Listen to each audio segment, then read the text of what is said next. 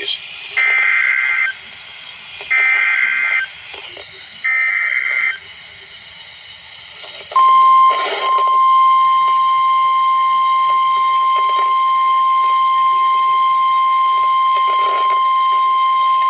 The National Weather Service in Jackson has issued a severe thunderstorm warning for northern Chico County in southeastern Arkansas, northwestern Washington County in northwestern Mississippi until 7:15 p.m. Central Daylight Time.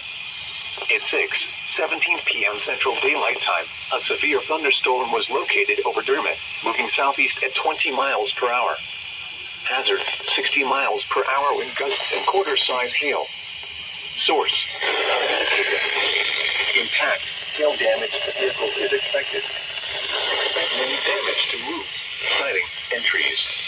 This severe thunderstorm will be near Dermot around 6:25 p.m. Central Daylight Time. McMillan Corner around 6:30 p.m. Central Daylight Time. Lake Village around 6:40 p.m. Central Daylight Time. For your protection, move to an interior room on the lowest floor of a building.